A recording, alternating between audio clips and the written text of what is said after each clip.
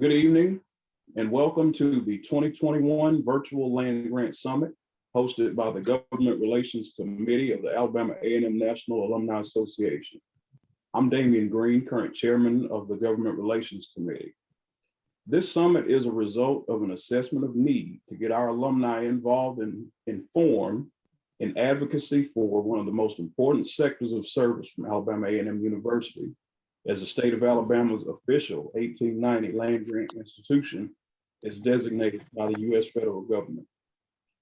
The three key missions at AAMU are teaching, research, and extension. Tonight, you will get a thorough update on the current affairs of our land grant mission, funding concerns, as well as information on grant funding for historical campus preservation and how you can assist with moving A&M forward in these areas. A few housekeeping notes before we get started. Tonight's presenters will have an opportunity to answer some of your questions that you may have regarding their presentations. To ask, please submit your question in the Q&A box on the Zoom screen and leave an email address to respond to in case an answer has to be researched by the presenter. Our first presentation tonight comes from Dr. Lloyd Walker, Dean and 1890 Research Director for the A&M College of Agricultural, Life, and Natural Sciences.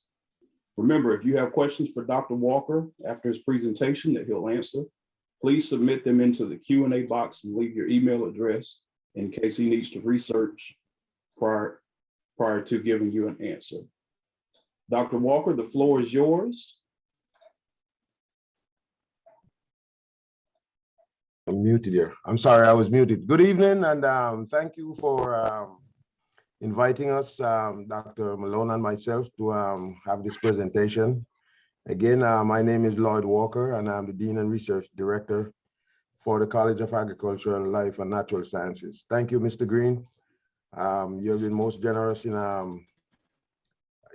getting us to do this, and we're very, very appreciative, very appreciative of it. If you don't mind, I'll have to share my screen in order to give you a rundown as to where we are in terms of our state match. Is that okay, sir? Yes, sir, please do. Okay, thank you. Okay.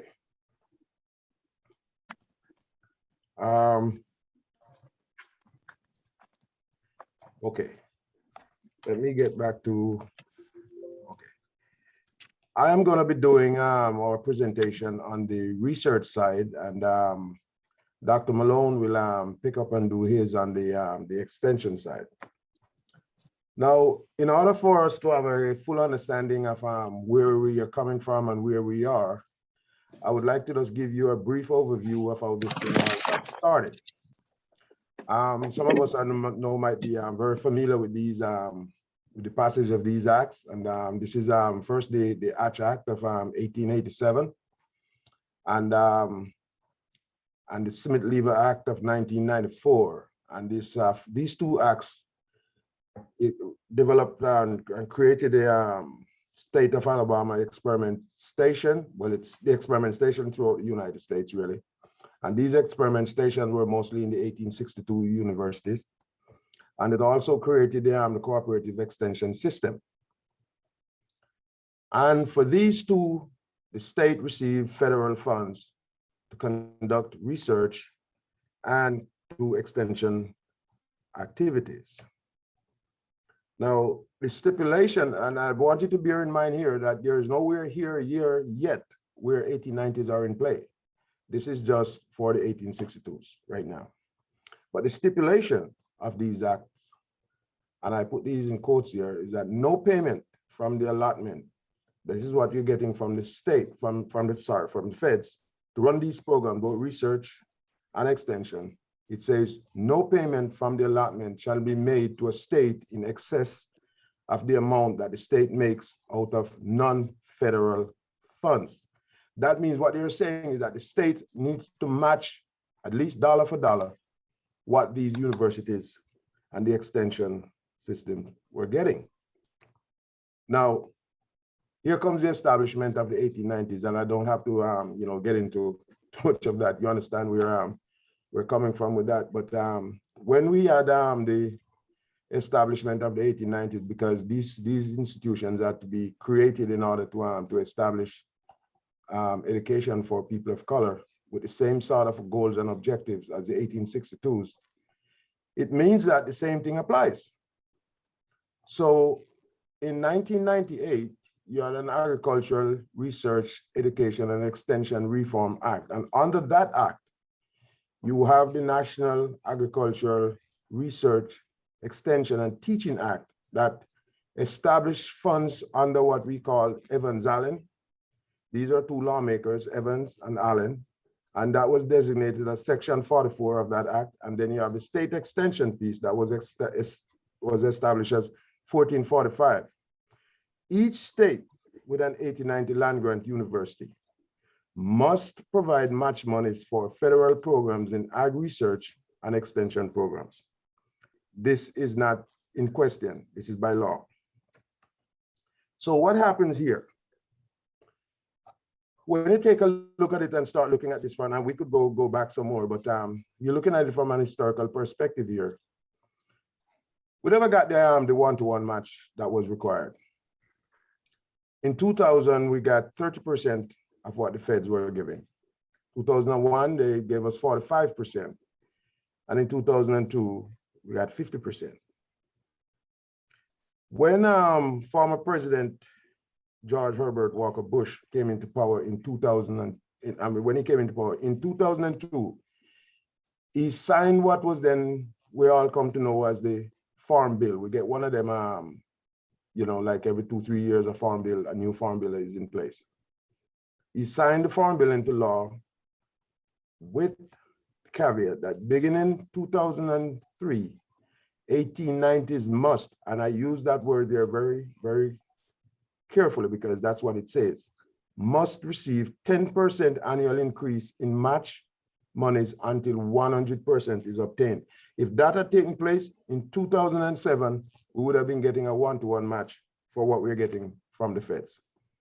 Well, that didn't quite happen. The state of Alabama have a line item in their appropriation, their annual appropriations, that provides funds for research and extension match monies. We split that from our research standpoint. Originally, extension was also under the Dean for the College of Ag, Dean Research Director for the College of Ag. That is no longer the case, as we know, because of the state decree. But those funds, okay.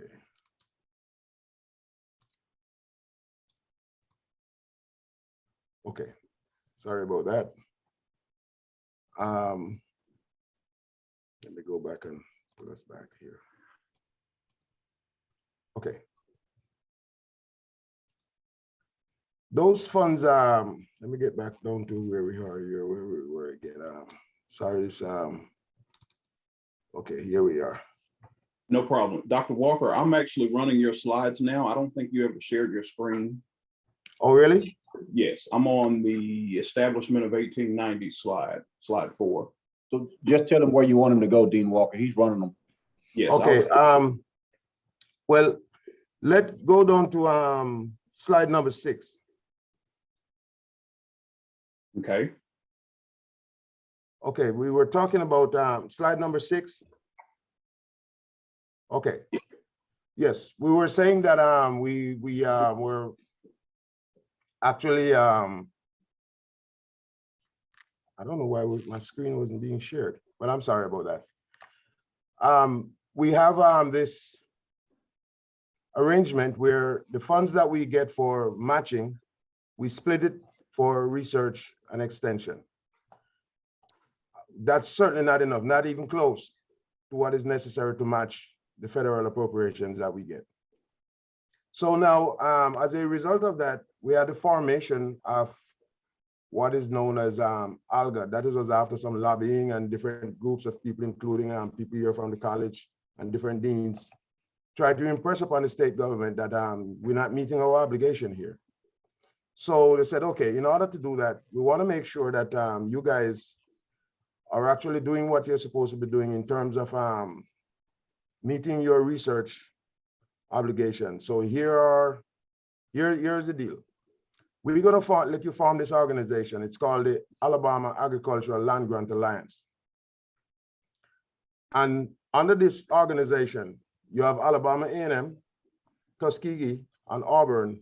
We must work collectively where the state research goals and objectives are concerned. Our scientists must work collectively, and we have to produce reports where this is concerned. And they gave us some money.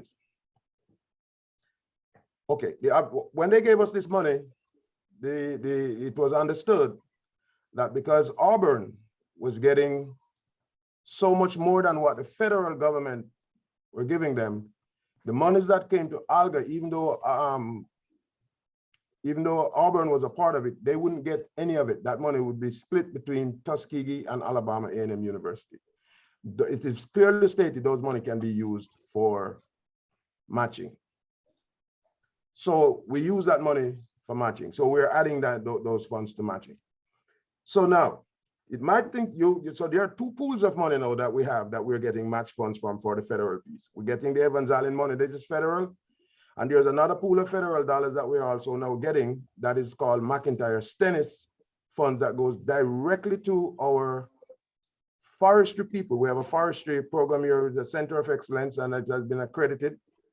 And so this chart that is being shown right now is showing you that the McIntyre Stennis appropriations, we get $348,629 in the year 20.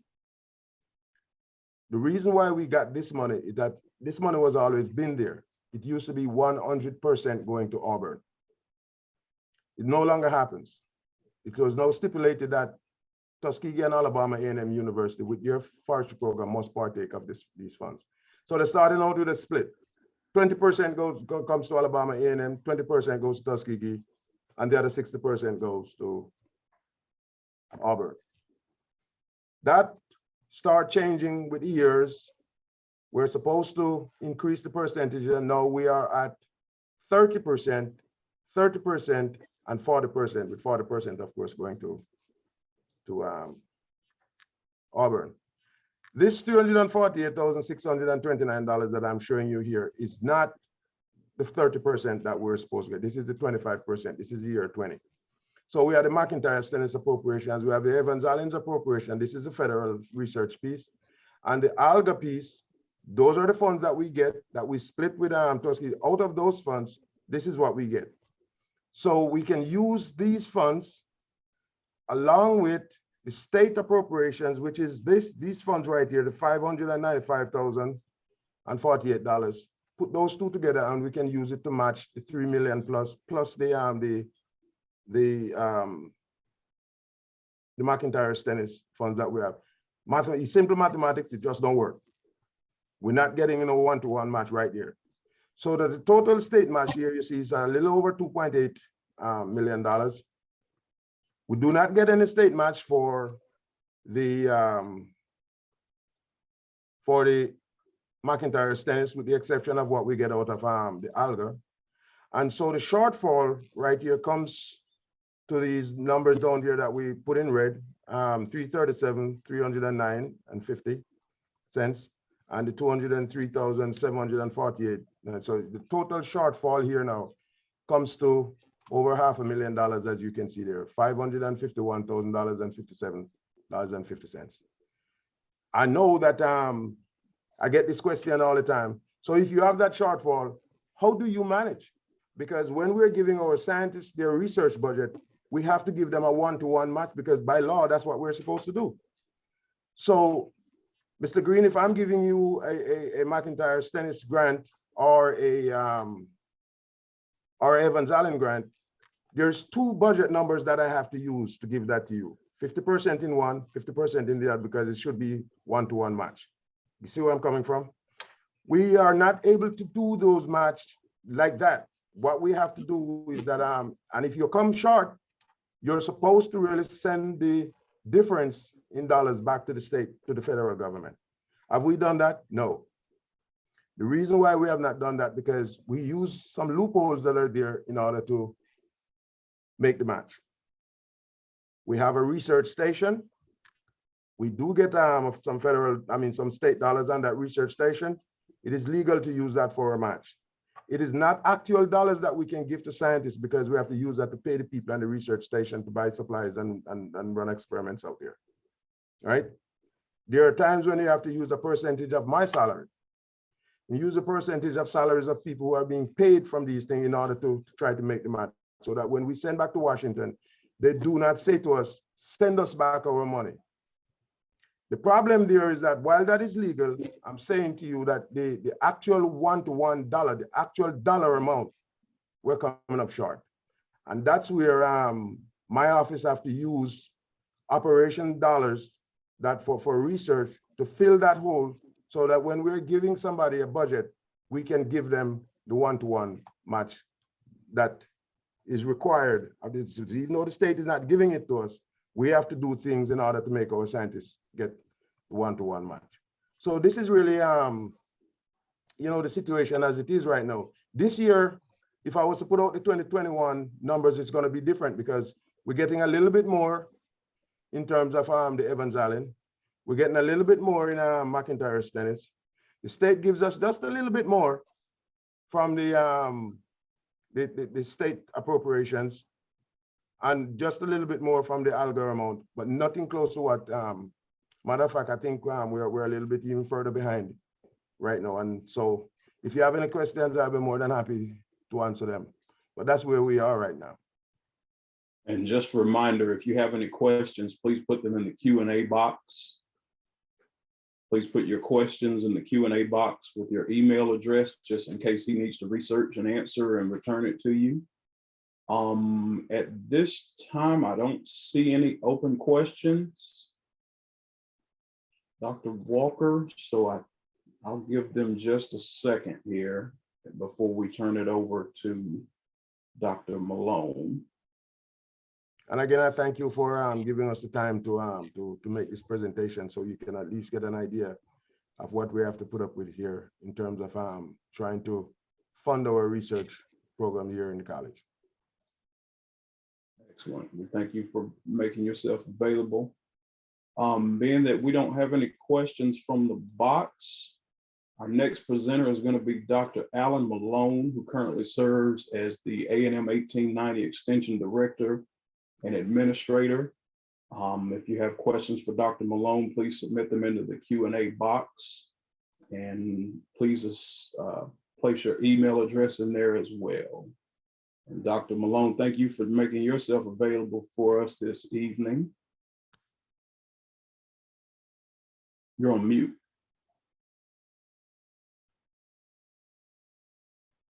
Dr. Malone, you're on mute. There I go. All right. Sorry, everybody. So good evening, everyone. I sincerely appreciate this opportunity to engage in each of you on this dialogue about, what we can do for the future of Alabama A&M University. And so I assume that if you're on this call, that's because you have a vested interest in this university and how we move forward. And I too have a vested interest in it since I work here. And secondly, because I have two kids who are trying to become alumnus of your institution. And so I want you to know that we are all in this fight together. So what I want to do is, you can see my first screen up on my first slide up on the screen. So let me see. So I know most of you are pretty well aware of the land grant mission. So I just wanted to essentially just reach out and share with you so that we're all starting at ground zero, that we're the outreach arm of the university. So that university mission talks about teaching, research, and service. And so the extension system is part of that service mission of the land grant institution. And so it's our goal to provide, as much as we can to our constituents all across the state in terms of educational resources and materials. And so that's what our goal is. And so kind of the key thing here to take away is that in the Knight-Sims versus Alabama court decree that happened in 1995 created this unified extension system. So what that did was it tied us directly to Auburn University. And so we have been working with Auburn in conjunction in terms of our outreach efforts, also as it relates to us being able to get, resources provided by the state of Alabama and some of those things. And so that's where we're going to go into in a little more in depth here in a second. But that court decree was designed to create equity between the two universities within the system. Therein lies the challenge. Okay. So let's see. So, Dr. Malone, real quick before you get started, you have a subtitles dialog box popped up in front of your screen, in front of your slide.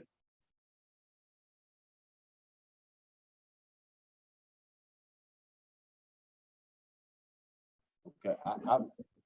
Oh, so, Can't see it? okay. All right. So the screen that I'm looking at, this screen, Yeah, I got two monitors. I'm sorry. So this. There we go. There we go. That's good. All right. So get rid of that, and then let's go. I'm sorry for this. That's okay.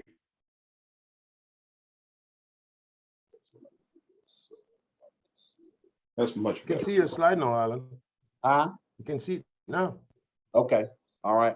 So what I wanted to share here is we talked about that funding was supposed to be equal between the two universities when that court decree was handed down. But I want you to take a look at these appropriations. So in the year 2013, that's kind of when I began this research. I came to the university in 2017. And so I asked kind of the question about, what's our funding been like, and our support from the state of Alabama. So you can see that if you look at those year by year, you can see that funding has not been equal. And I think that the whole purpose of the litigation was to try to provide better funding support for the land grant system and universities like Alabama A&M, those 1890s who have been underfunded traditionally across the course of the years. And so you can see that we have struggled in a number of years to get any kind of support from the state of Alabama. So therefore, it's been a challenge. And only recently, starting with our FY 21 and 22 appropriations, have we even gotten some support from the state. And so that's been a bit of a challenge, especially when you go back to that conversation about Dr. Walker just had with you all about matching funds. So we'll take a little deeper dive in that here in just a second. Okay. So if you look at this one, this is kind of what you can see if you go online and you look at the Education Trust Fund, the appropriations for the university. So you can see down starting at line item 361, which is highlighted in blue. That's the entire earmarks for Alabama A&M University that the state of Alabama provides in terms of our appropriations. So I'm going to kind of blow that up just a little bit so we can see that a little bit better. Okay, so here, the extension line item appropriations are outlined in line 365, 367, and 368. So Dr. Walker talked to you about line 367, which shows the agricultural research and extension state match. Okay, and you can see that that's $1,226,181. Okay, so with that being said, we split that 50%. So to me, that comes out to about $600,000, a little over $600,000. That's what I have for a state match. Okay, that's what the state has provided. Line 365 is what we consider our O&M, our operating and maintenance budget. And so that right now is at $3.8 million. And so that's what's being provided by the state of Alabama. So the concern with this is that when I don't get that matching requirement from the state of Alabama, I have to use my O&M monies to be able to meet that matching requirement. So this slide here shows you what our federal appropriation is. The federal government provides us $2.8 million in resources on an annual basis in terms of funding. The state of Alabama, that 50% I just showed you, it comes to $613,000, which gives me a shortfall or a difference of $2.1 million. So my matching funds I'm really in a struggle to make matching funds. Now, when I don't make that match, how do we survive? Well, we go back to this one where I just showed you in line 365, where I get that 3.8 million from the state of Alabama. That's where I have to take that money from to make up that shortfall. So what happens is this erodes my capacity for travel funds, for supplies, to hire new staff members, to give pay raises and all of those things, because I'm using that money to meet my match. If you know anything about federal matching dollars, it's very strict in terms of what you can and cannot do with those funds, with those appropriations from the federal government. So we have to really, really be careful about how we use those funds, and we can't use them for a lot of things. And so that kind of handicaps us a little bit in terms of what we can do with those dollars, because now I have to use those to take on the federal earmark, and it really just hinders our ability to do business on a daily basis. Okay, so that $2.1 million, that's significant for us. Okay, so these are just a couple of things where I outline how that impacts us, and so it does our ability to expand and grow our program outreach. It limits my program offerings and the effectiveness of those. Our ability to integrate technology into our programming, to compensate and attract high-performing staff. I mean, if I don't have any dollars to, pay, some of the top people in the country that want to come to Alabama A&M and make it as great as it can be, I don't have those resource dollars. It impacts our ability to maintain our facilities and our infrastructure. All of you are alumnus of this institution. If any of you have been here recently, you know that, sometimes we have a little bit of infrastructure challenge in terms of like paving our streets and some of those kind of things. And so all these kind of things kind of create a cumulative effect that really threatens our status as a land grant university. And so I just want you all to be aware of that. Okay. How can you help? Well, we need you to advocate for us. And so what this is kind of an outreach document that we share with our elected officials. We share with various individuals across the state who we feel are key stakeholders and can help advocate for Alabama A&M University. This document is specific to extension.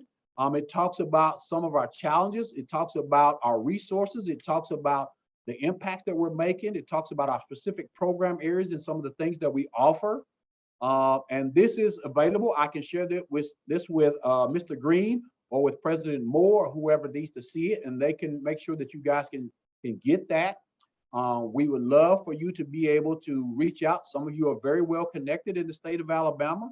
You can help some of those individuals realize the situation that we're in and how we can go about strengthening some of these relationships that we have within the state so that we can grow our capacity here at the university. And so I'm speaking specifically on behalf of Extension, but I really want to see the whole entire capacity of the university grow. I think it's what all your vested interest is. You want to see the university be the best university that it can possibly be. And so we really want to do what we can to support that effort. Okay. So I know this is my commercial. So what's going to happen during the week of homecoming is we're going to show you some of the things that Extension is doing. A lot of you are aware that the Extension movement was started by Booker T. Washington and George Washington Carver. George Washington Carver is one of my personal heroes. He invented something called the Jessup Wagon, which is the key foundational movement for the extension programs across the country that we now see.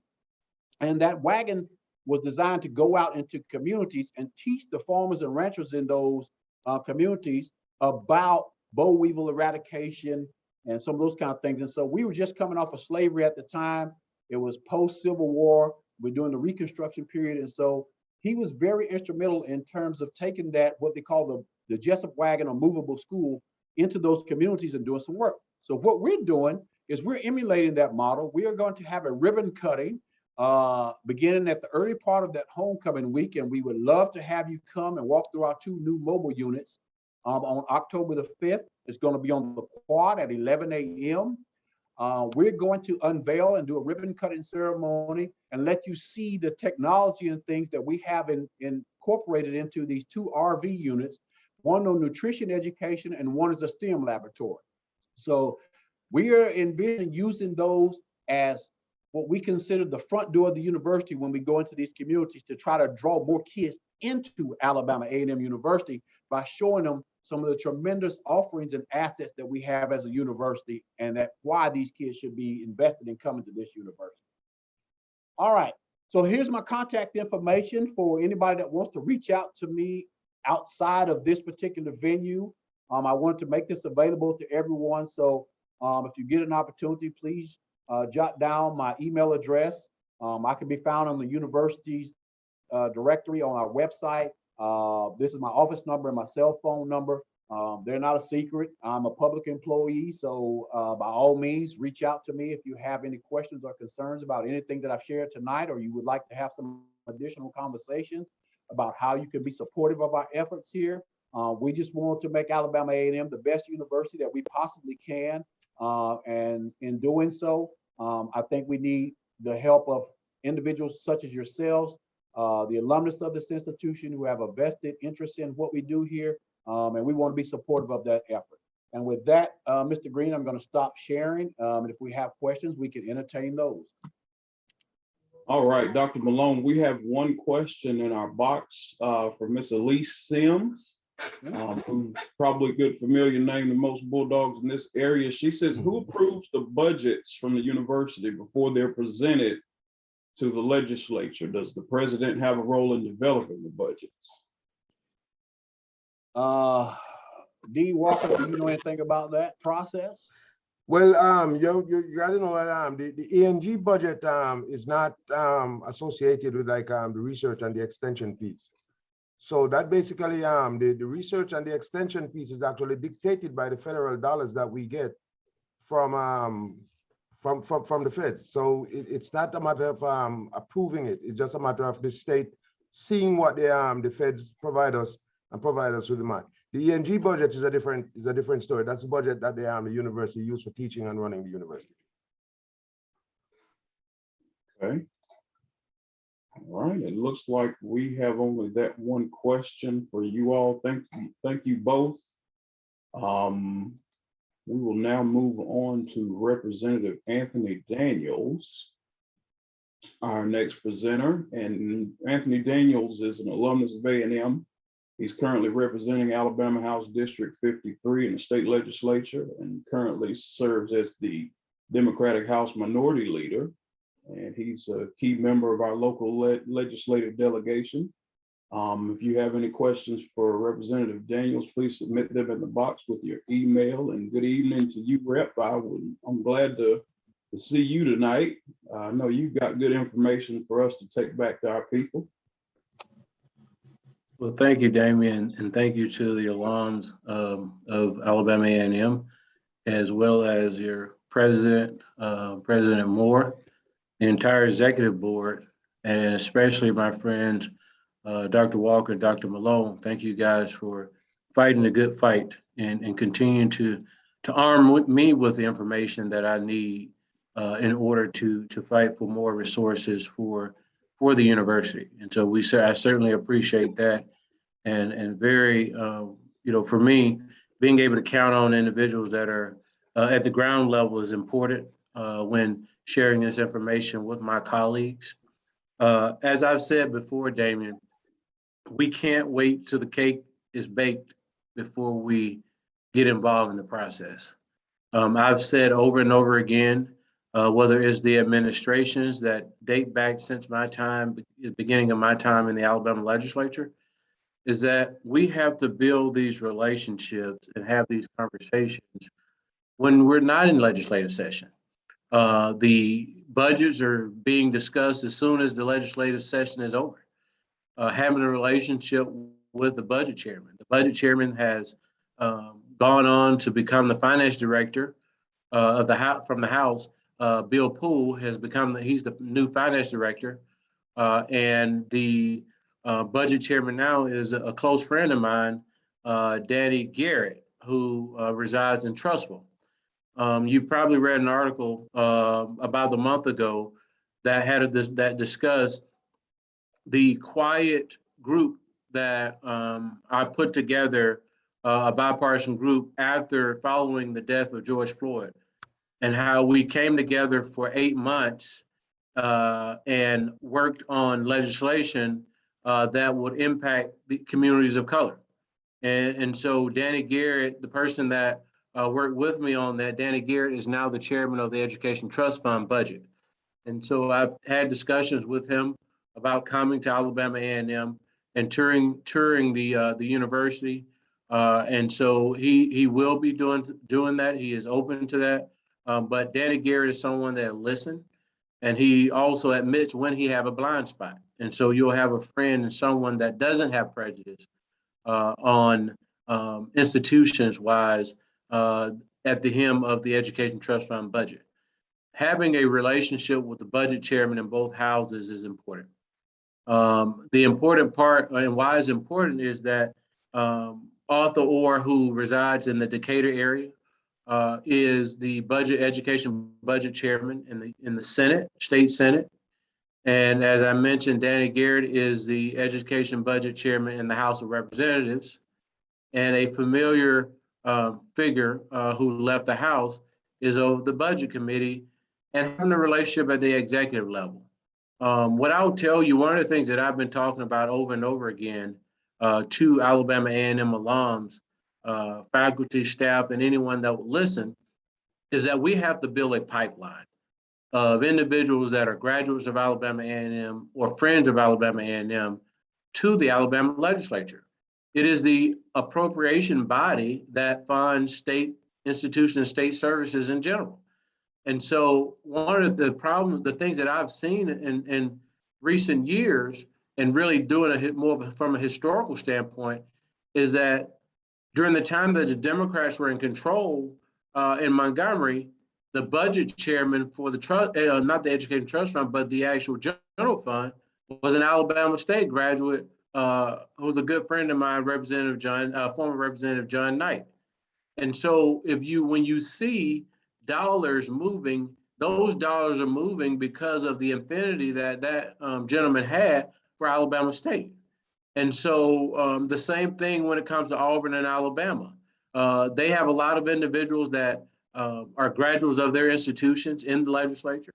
I will tell you, since I was in the legislature, I've been in the legislature for 7 years.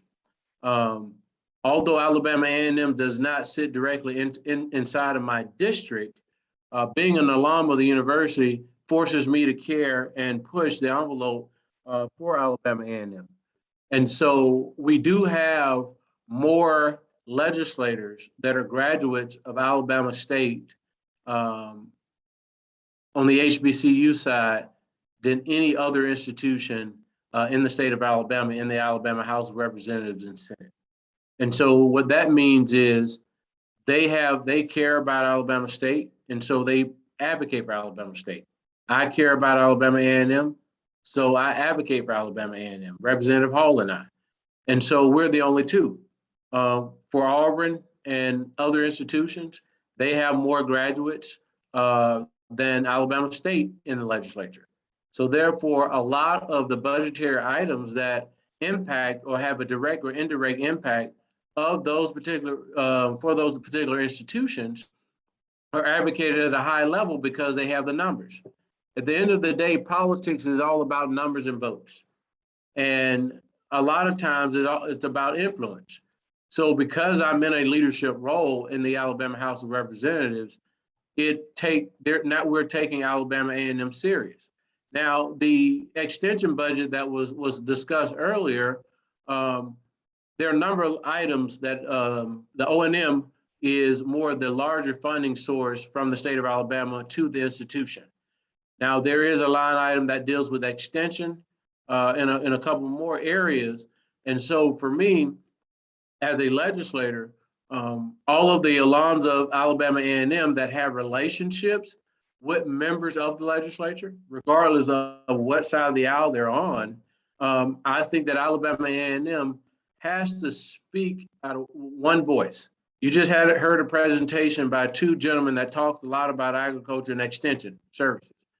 Well, taking that information and also working with the lobbyist, Ms. Cruz, who represent you guys well in Montgomery. But Ms. Cruz needs help. She's going to need more than just her helping we're going to need the Alumni Association helping. I personally think that there needs to be some more support staff in the government relations area. Some institutions are spending about $5 million just on lobbying services, but they're getting that return. They're seeing that return tenfold in the actual budget. And so one of the things that I think is important is that we can't cut corners on infrastructure, meaning that you cannot run a successful company without having the organizational structure to do so, right? You got to have someone in business development, you got to have someone in all these different areas. And so the same thing with running an institution. Running an institution is like running a business. And so you have to be able to run a business on all cylinders. And so right now, you cannot underinvest in an area that you depend on to bring resources back to the institution. And so while, you know, Ms. Cruz is doing a great job with what she had in front of her, she would do an even better job if she had the support staff and the alumni that actually have relationships with members of the legislature speaking the same language that she's speaking when she's advocating for Alabama A&M University. Now, Alabama A&M has been increasing in the O&M budget, having increases I've said since 2015 at least, or 14. And so they've had moderate increases. But when you give a 6% increase on $39 million versus a 6% increase on $200 million, then the person that's making that's getting the $200 million is going to have a significant higher increase percentage altogether. It makes more sense for them. And so a lot of times the games that are being played is not necessarily equity game. They use the percentages to determine that in order to give the schools of choice the advantage. And although we've had a significant increase, a moderate increase, we're still not at the levels that we should be at. And so what will have to happen is you'll have to identify some priorities, identify areas, but at the same time, start building from within the institution.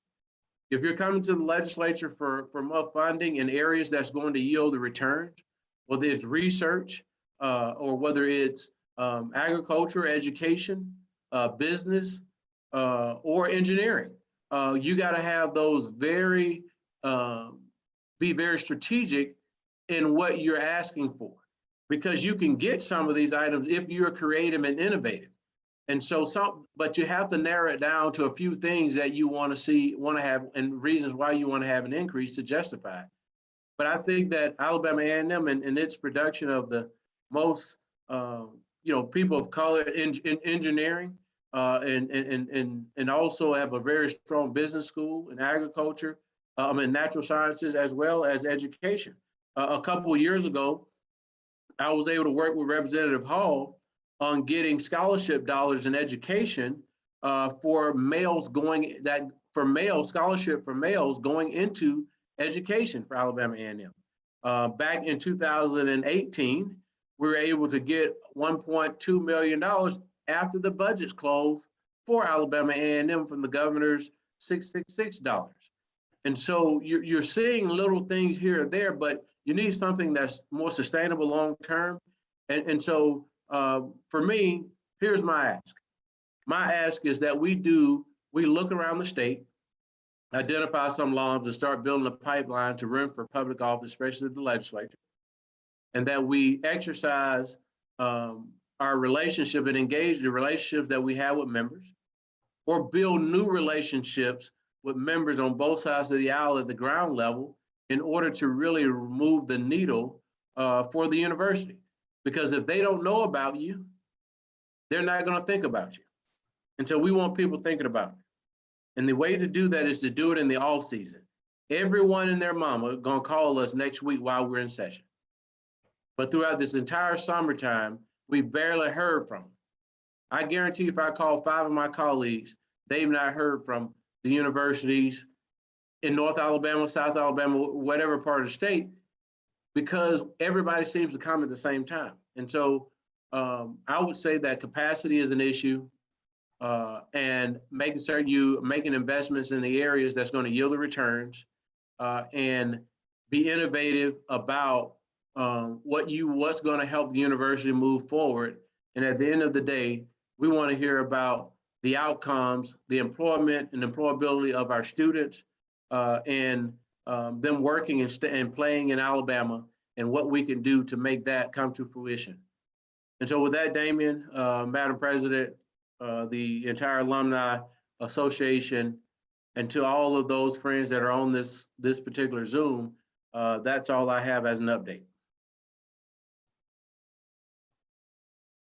All right, thank you, Representative Daniels. Next up, you heard Representative Daniels mention Attorney Rosalind Cruz. She's going to be our next presenter. She is the Director of Government Affairs and Communications in the A&M Office of General Counsel. Attorney Cruz, are you ready for us this evening? I think you're still on mute. I am. Okay, there we go.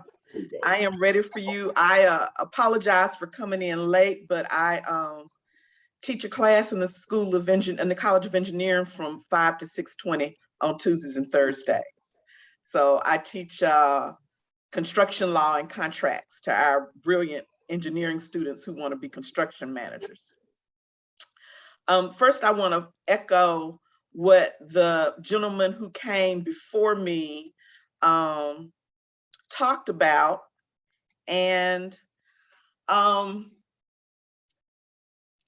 going forward, let me scroll this up a little bit. Let me scroll this up.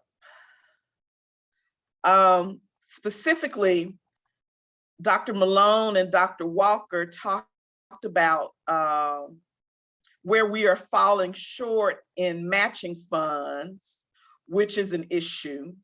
But part of that issue would be solved if the regular appropriations, which Representative Daniels talked about, would be more equitably distributed by the state.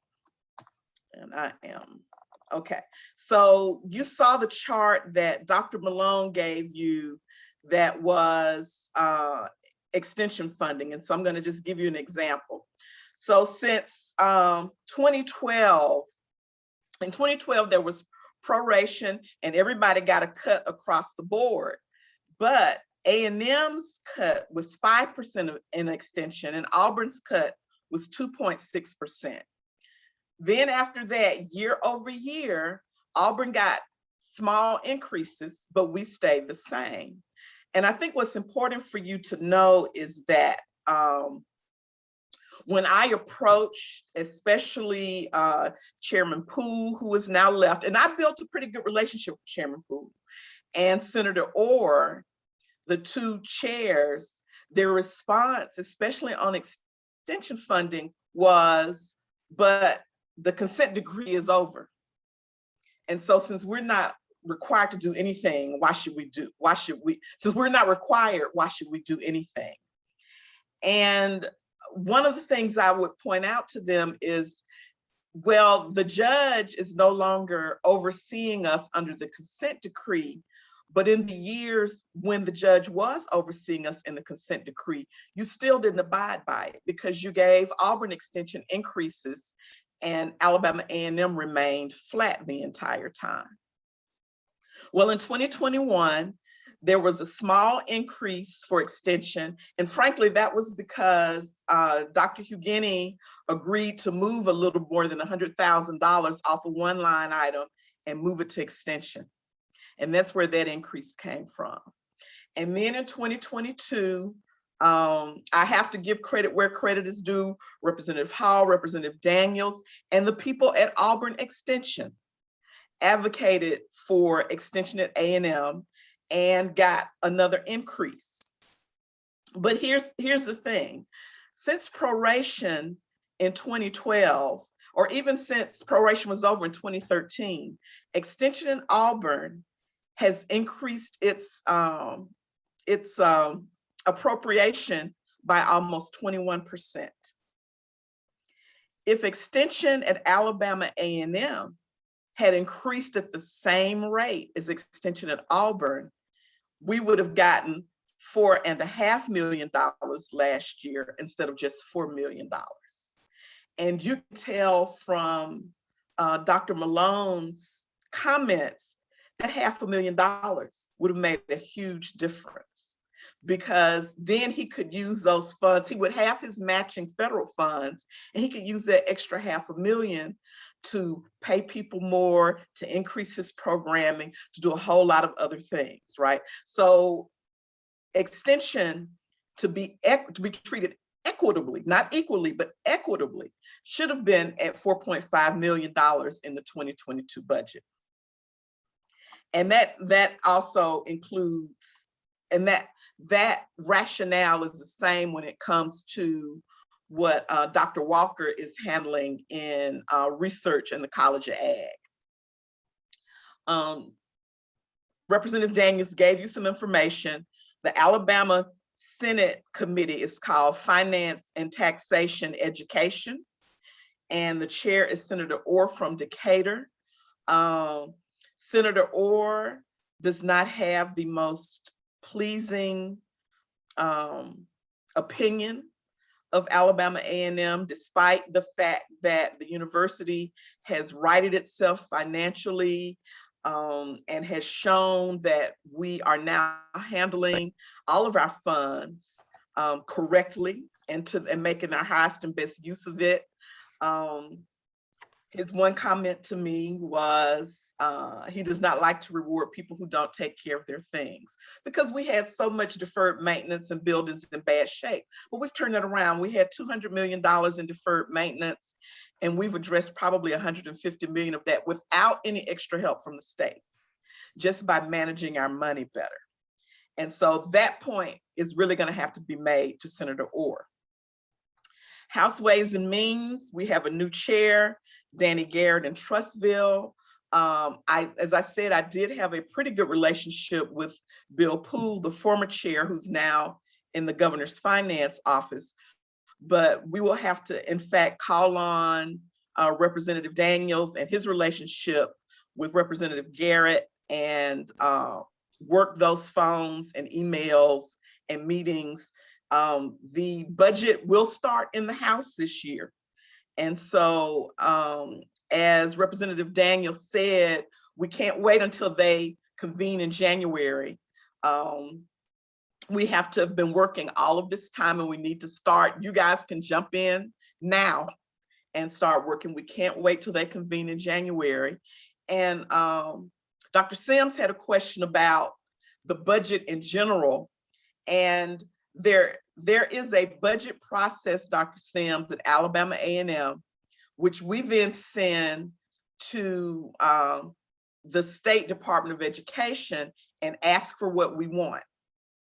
And then what happens is they get in the mix, as Representative Daniels says, they're baking the cake right now. They have the number that we're requesting. They're baking the cake right now. And what ends up with that cake is the governor's proposed budget, which I promise you will be about $12 million less than what we're asking for. And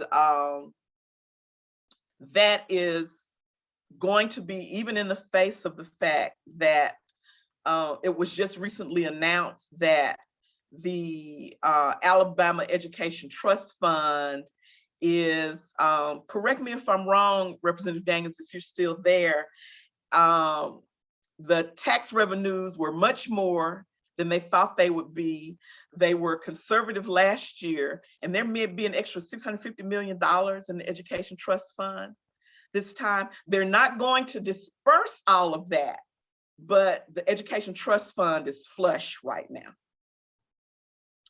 And so there's room for movement, even on top of whatever the governor's budget ends up being. On the federal side, which Dr. Walker talked to you a lot about, the Hatch Act, the Smith-Lever Act, and the Evans-Allen Act. And when it comes to that, we have, unfortunately, because fortunately the Democrats are in power, unfortunately that means that there's no power amongst the Alabama members of Congress, except for Congresswoman Sewell. So in the Senate, the Committee on Agriculture is headed by a Democrat from Michigan. The ranking member is a senator from Arkansas, and then of course our member is Tommy Tuberville. So what I would suggest on the federal side is that our national alumni go to that committee and see who is their representative on that committee. And what ends up happening with that is you have to advocate for the 1890s as a group. It's 1890 funding, which is then broken down between all of the 1890s. There's not going to be a specific funding for Alabama A&M. It's going to be funding for the 1890 land grants. The same thing with the House Committee. The chair is Scott, who's a Democrat from Georgia. The ranking minority member is Thompson from Pennsylvania. And we do have a member on that committee, and that is Barry Moore, who's from Enterprise, Alabama. He is one of the minority members on that. And this is what the APLU, which is the Association of Public and Land Grant Universities, is requesting. You can see the fiscal year, fiscal year 2021 appropriations. The PBR is the president's budget request. And you can see what the president requested in that budget. You can see what the Association of Public and Land Grant Universities requested. I am so sorry. Oh my. Just a second.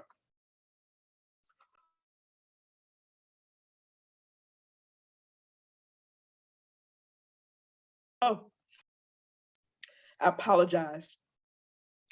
You can see on this chart also what the House and the Senate are proposing to do.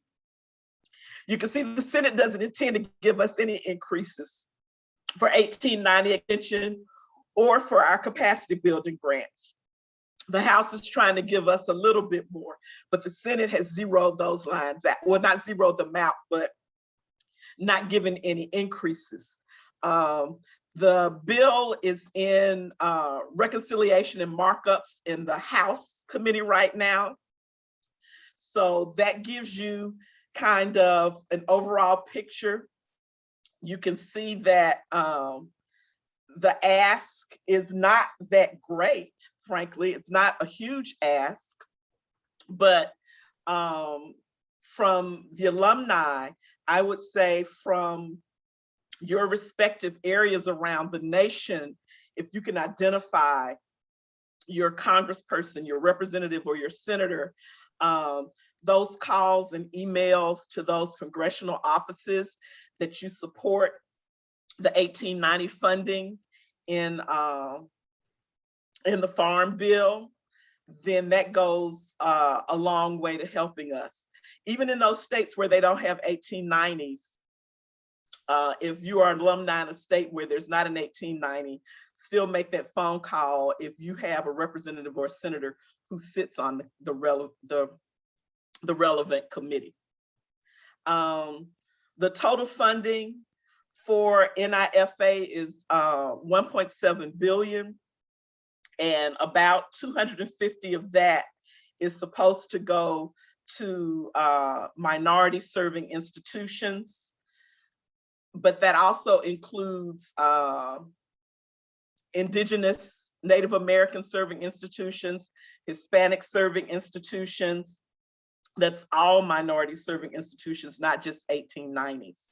And so you want to make sure that you emphasize that you would like to see the 1890 lines increased beyond, especially in the Senate, increased beyond what is currently in the bill. But this appropriations bill is going to move pretty quickly right now.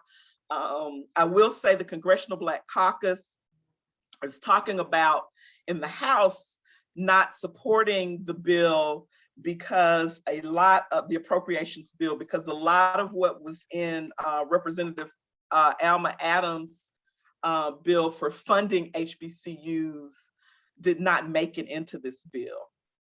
And her bill was referred to committee and there it sits. There hasn't really been any action on it. And not a lot of what was in that bill to help us was absorbed into the appropriations bill. And so following up on that end may help to push some more dollars into the 1890 pot, which only increases our share of that. But once again, on the back end, we can get an increase in our $1890 from the federal government. But unless we have pressure in the State House to get the correct amount of matching funds, we're still going to remain in that tight spot where Dr. Walker and Dr. Malone are robbing Peter to pay Paul. So if anybody has any questions for me, I'm happy to take them. Okay, Attorney Cruz, we had one question, more of a comment that they were asking if we could disseminate a succinct script for supporters to refer to when making calls or leveraging relationships. And I answered that in the Q&A box. Okay. Our committee is going to work to get that done. And of course, we'll go through you to get that language put together. Okay. For the different groups that we'll have our alumni going to. Were there any other questions? I only saw that one in the Q&A box. Mr. Green, Yes, ma'am. I did see one. Hi, this is Karen Stanley. It wasn't my question, but it's the perfect question for Attorney Cruz. It's regarding the fact that we are looking forward to the FBI having a stronger presence in Huntsville. And so what government relations are happening to court the FBI?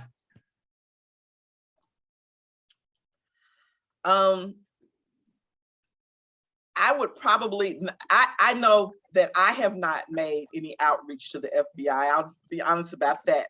I don't know if the School of Business or the Criminal Justice Department and the School of Education has made any outreach, but I can definitely check and find out for you. Okay, and that question was from Mr. AJ Johnson, and he is one of the community aides for District 5, City of Huntsville, Councilman John Meredith, AJ Johnson. All right. Okay. And I will get information on that. All right. All right, our next participant, Mrs. Karen Stanley. You have the floor next. Ms. Karen Stanley is the Vice President of Finance and Marketing at Stanley Construction Company Incorporated here in Huntsville, a locally based and Bulldog-owned construction company. Just remember, if you have any questions for her, please put those in the Q&A box. She's going to discuss grant funds for historical preservation. And Ms. Stanley, you have the floor. Thank you so much. I first want to thank your Alumni Association President, Ms. Mary Jones Moore, for inviting me tonight. And I thank you, Mr. Green, as committee chair, for accepting to put our presentation on your agenda. The purpose of this presentation is not to, seek a contract or anything like that, but as a baby Bulldog, I call myself, because both of my parents are graduates of Alabama A&M. I know many of you know Thornton and Mary Stanley. So as a baby Bulldog, I have a very big spot in my heart and in my wallet for Alabama A&M, even though I myself am a graduate of Vanderbilt. But be that as it may, I have some expertise in historic preservation that I gained when I lived in the city of Buffalo. Not only did I work for Mayor Byron Brown as one of his key grant-seeking persons, but I then launched my own consulting business, which is what you see in the background, Key Success Factors Consulting, through which I assist small businesses as well as nonprofits, as well as educational institutions with strategic planning and fund development. So if I may share my screen, this is just for your edification and your knowledge, improved knowledge for our dear Alabama A&M on grants. And I'll first just also echo what Representative Daniel said. We have to, and he made the reference to business. It's true. People know you have to spend money to make money. You really do. You have to invest in key things that will bring you additional revenue. So I just want to say thank Mrs. Cruz for the outstanding work that she does. And also I look forward to the day when she will have a full team, a full staff, a federal focused person, a state focused person, perhaps a local focused person. But the point is that gaining federal funds, whether it's a budget, gaining state funds, whether it's a budget or it's a grant, it's a very big job. And it's more than just visiting Capitol Hill or the state capitol a few times a year. I have to echo what Representative Daniel said about building relationships all of the time. And I know a lot of times, as our agricultural professors noted, the funds are slim. The first thing you tend to cut is travel. But whenever you're able to go to these conferences, to the preservation conferences, to the agriculture conferences, you're often rubbing shoulders with folks who either you can get information of how they got their money, or oftentimes some of the federal officials themselves, many times federal officials themselves will be there. So if I had a takeaway on my kind of advocacy pitch before I get into the details, I would recommend, first, I agree with Attorney Cruz. Every Normalite all across the country should advocate with your own federal officials, because they have a vote, whether they have an 1890 school. So when it comes to applying for grants, it's not just what's on the paper. It is also the relationships. It is the relationships with the officers in the grant contracting office. And we're going to get into that a little more. But at any rate, I did want to start with a thank you for inviting me. And I want to just share this information. Now, I'm having the same situation, my friend, that Dr. Walker did. I think I'm screen sharing and I'm trying to move, but my screen is frozen. Can you help me? I actually do see your screen. Let me pull It is yours there, up. it's just not moving. Oh, good, there it goes. Thank you. All right, got control now.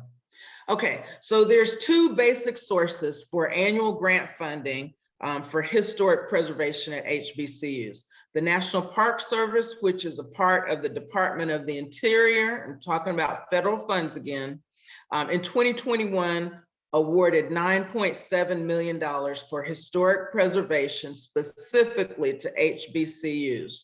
Now that sounds great in the press release, you know, and we're grateful for everything. But look at this, 78 million, call it, to 66 HBCUs is just a little over 1 million. But you look at the various buildings in need of repair that we wish wouldn't have been torn down.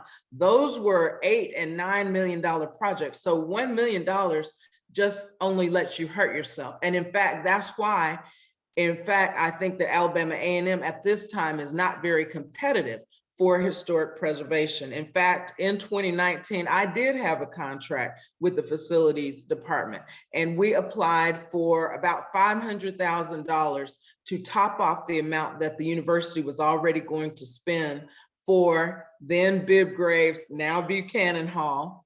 And you know, the renovation has turned out beautifully, especially proud of the new Henry and Nell Lane Bradford Auditorium in the former Bibb Graves Hall. But the point is, this money is very small. It will never help you get a whole project done.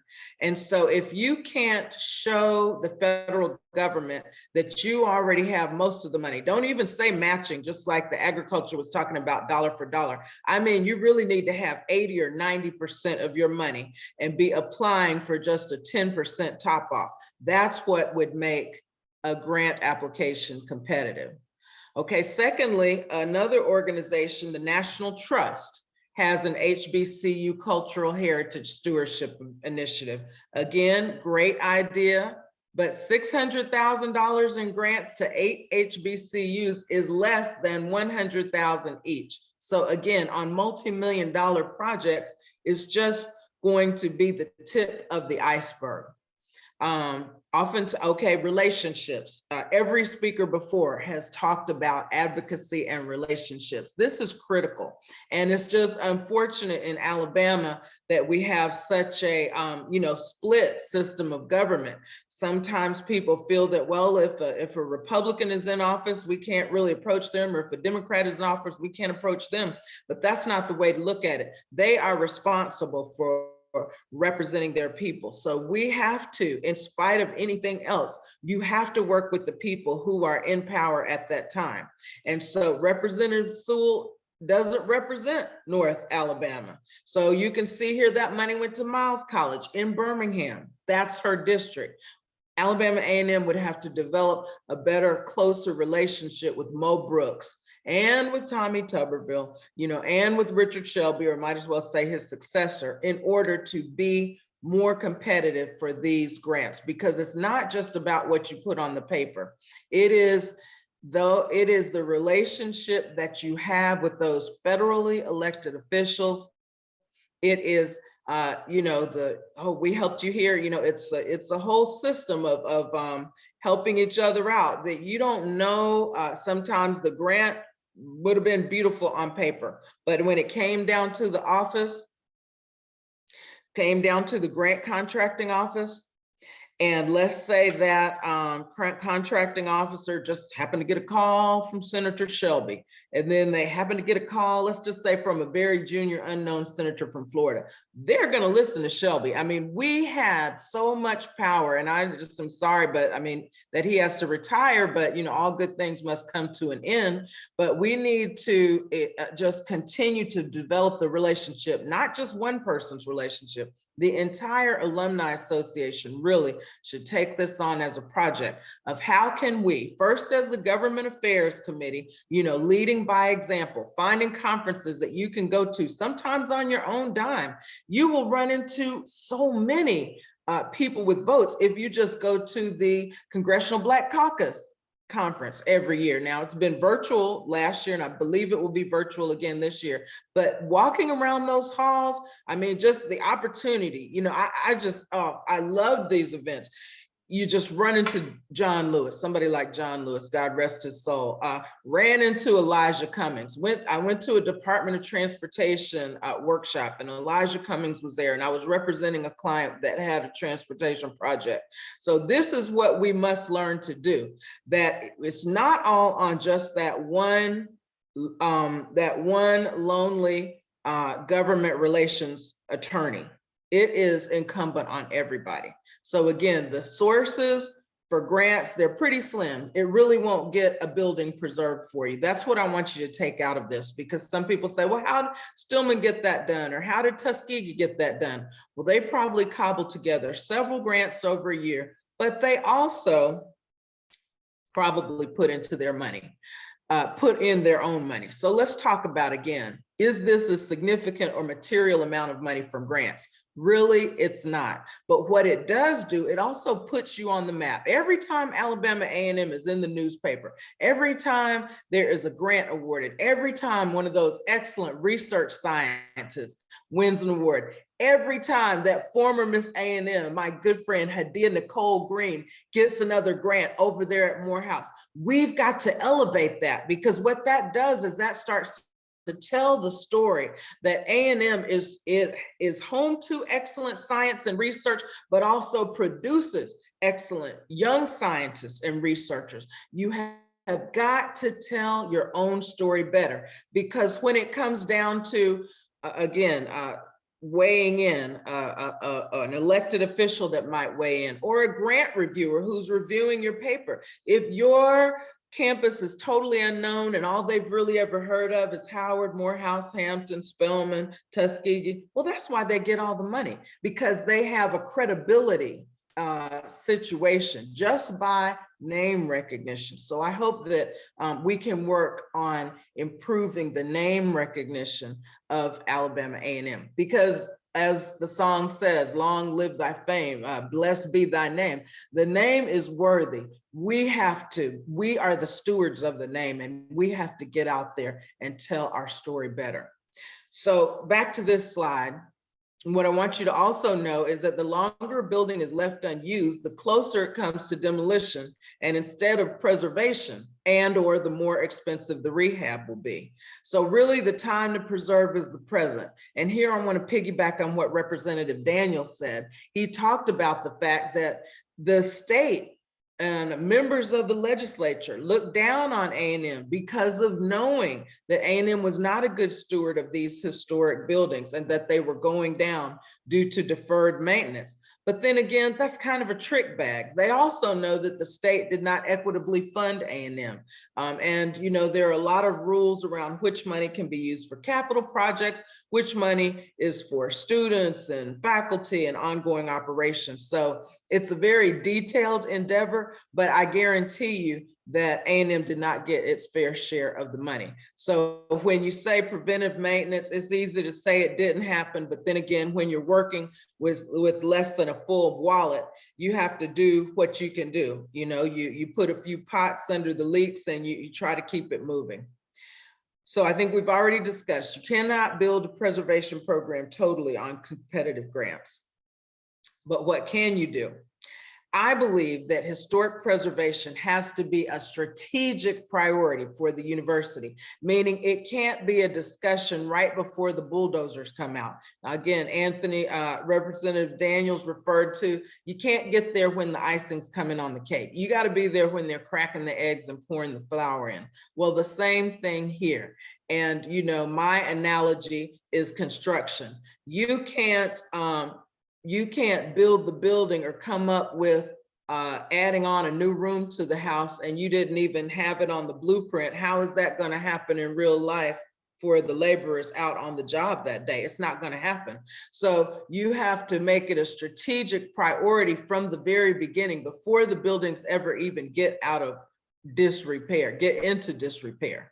So I would highly recommend to launch a preservation-focused capital projects fund. It's not always about the new buildings, and I'm glad we're having the new founders memorial and all of these things. I'm glad we have the new scoreboard, but we also need to be valuing the historic treasures that are on the campus of Alabama A&M, and there should be just as much effort in raising money as there is for certain other things. Now, that's where it comes back to you, the alumni, because another thing about grants, they don't like to give money into a black hole, if you will. They want to know that people are helping themselves. So any campaign that you start as the alumni, maybe you look at what the foundation is doing, try to isolate some funds, because all of that, if you do want grants, all of that's going to put you in better position to get grants. So usually people aren't just going to give to a fund. You're going to have an education project. You're going to have to educate our alumni on historic preservation costs. And I'm going to have some of those for you in a minute. You've got to convince alumni to turn their altruism and activism into difference-making dollars. What do I mean by that? I mean that it's great to show that you are upset. It's very good to come to the community meeting when the facilities department is talking about the master plan. But by the time it gets to the news and the bulldozers are there, it again is too late.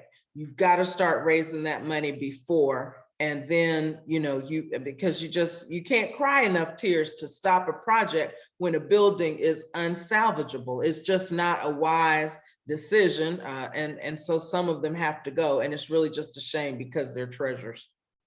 So real talk, preservation is always more expensive than new construction, always. If you're in that facilities director seat, and I don't envy Mr. Brian Shipp, it's difficult. You always have more projects to do than you have money. And so it would be rare that you have the money in one place at one time, all the money that you need to do all of the historic preservation that's needed. So when you have a finite budget, these are more like the fiscal director's priorities, the fiscal and the planning director. Health and safety of people in the buildings. If the buildings are condemned and nobody's gonna live there, that's a problem. That is like on your way to getting demolished right there. And number two, we have to realize today's students don't want to live in an old dorm with just one bathroom on the hall and 4 roommates in a room. I mean, that was fun for us. We didn't know anything different. They want apartment style, they want pod style. You have to remember who is the customer. So in building modern facilities, if you want to save your old buildings, you got to usually repurpose them and figure out something else, because generally today's students don't want things that look like they were built in the 50s and 60s and 70s. It affects the morale. It affects the university's ability to attract students. So just to give you an example, again, the longer you wait, the less likely you're able to preserve a building.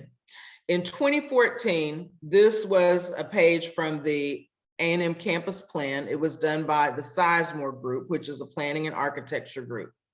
You notice that all of the buildings were in some recommendation, in some stage recommended to be in rehabilitation. There was nothing on the mothball list, nothing on the demolition list.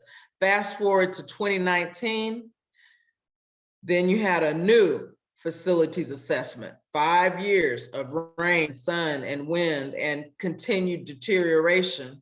And all of a sudden, on this list in 2019, Walker Wood, Prentice Hall, Hurt Hall, gone. Why? You look at this at the very bottom, and maybe I can, let's see if I can, get a little bigger so that you can see it. We could have known at that building, at that community meeting in September of 2019, what was going to happen. Because if you tell me that the cost to renovate Walker Wood, Hurt, and Buchanan and Prentice all together is something like 32 million, 35 million, you already know you're not going to raise 35 million in a year. And so either you have to say, all right, which one can we save? Which one is more important? Which one has the architectural significance to the campus master plan? And those are some decisions that could have been made, but they would have been better made in 2014 than 5 years later, when all of the continued deterioration had happened. And over here, I'm having trouble getting that screen down again, but you can just see some of the things that were wrong with some of these buildings. Now, some things can be saved, so it's not all bad news. It's not all bad news at all. And I fear that when I cause that to go bigger, I have all of a sudden lost my ability to move from slide to side. So I'm going to stop sharing and just talk to you now. From my last, there's only about 2 more slides. So that was the important slide to say, that's how expensive historic preservation is. So, you asked me to speak about historic preservation grants for HBCUs. And the bottom line is, that's the tip of the iceberg. That's not going to launch an entire preservation program for you. You've got to have much more money. And it's probably going to come from alumni or from other philanthropic sources. I mean, there aren't other national foundations that give money for historic preservation. There are some local foundations. Maybe we could partner with the Community Foundation of Greater Huntsville, or seek funding from the Jane Lowe Foundation, because a lot of these local foundations have a big heart, not as big for A&M as they do for UAH, I'm sorry to say, but they do understand historic preservation, architectural integrity, and the beautiful fabric of Alabama A&M as a part of Huntsville, Alabama. So relationship building is what would have to be done to move in that direction. But as you're developing those relationships, I really think the key take home here is that the better way to have a historic preservation program is to start your own specifically set aside for historic preservation type of capital fund. And that will get you going in the right direction. And then two, the advocacy that you must do with the elected officials, because it counts. They can make a phone call and all of a sudden you've got a grant and somebody else doesn't. So I want to thank you for listening to the presentation. I'm here to help and inform and educate. I love Alabama A&M from the bottom of my heart. I think I've been to every football game since I was a babe in arms. But, and I see a lot of friends on this call, so I want to say hi to, let's see, I saw Pat King. I already gave a shout out to Mary Jones Moore and many others. So we're all in this together as a Bulldog Nation. And I hope that something that has been said here tonight from all of the speakers, that something has caused you to say, oh, I can help with that. Because it really takes all of us together to make a collective impact. Thank you. All right, thank you, Ms. Stanley. Very informative, very, very informative presentation. Now at this time, I will turn it over to President Mary Jones Moore, our National Alumni President. She has remarks, and after she's finished, I will close us out. So President Moore, the floor is yours. Okay.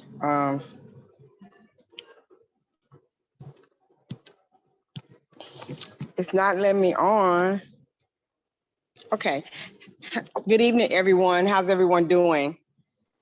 I just wanted to come on. I'm actually in Mobile. We had some activities for the Gulf Coast Challenge today, and they're actually having a reception, but I knew what I had to do, so I came to a room by myself. But I just want to thank all of you all for coming on. Thank you to all of our speakers, for all the alumni that's on the call. We have our work cut out. If we love Alabama A&M University, we're going to have to build those relationships. And it starts with us. We just can't say Anthony Daniels is over here, Representative Laura Hall is over here. You know, we got to rub elbows with those other individuals in Montgomery. And we can start local, we can move to state and federal, but you know, like Karen said and the other speakers, relationships are important. You all know that's something that I stress. Partnership, collaboration, you know, that's going to get us somewhere.